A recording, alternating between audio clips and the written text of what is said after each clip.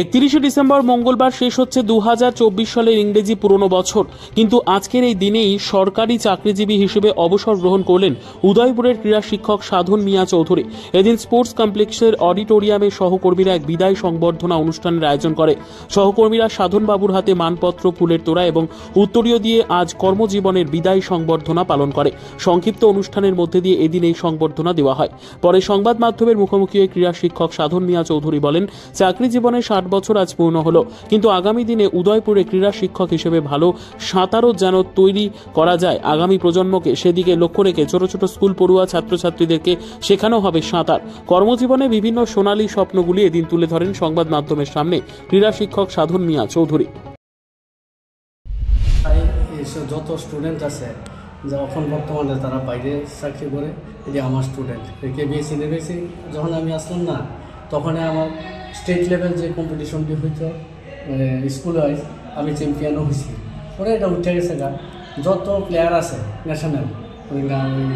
আজকে তো আপনার কি চাকরি জীবনের শেষ দিন? আজকে শেষ। আমি 6 বারে ট্রেনে জয়েন করছি আর রিটায়ার্ড হয়ে যাচ্ছি আজকে 31শে। লাস্ট পোস্টিং কই আছিল আপনার? লাস্ট পোস্টিং এটাই এখানেই।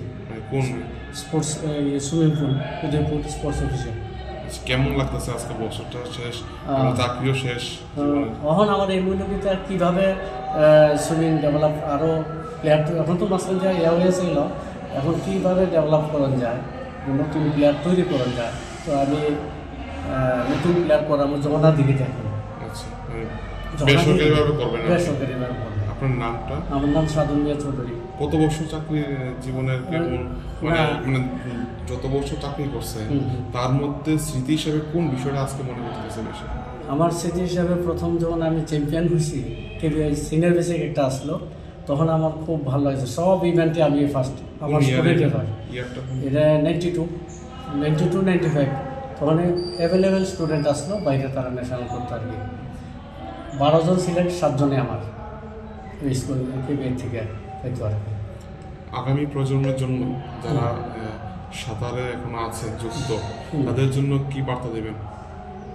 আগামী এখন তো আমি নতুন করে আবার স্টার্ট করবো, চেষ্টা করো ভালোভাবে যাতে তৈরি করতে পারি নতুন প্লেয়ার। এখন তো মোটামুটি একটা ভাটা পড়ে গেছে, তো আমি চাইতেছি এটারে আবার নতুন করে কীভাবে আরও ভালো করা যায়, মানে ডেভেলপ কীভাবে করা যায় ওদের করে, একটু আমি আশা করতে আছি আমি তুলতে পারবো।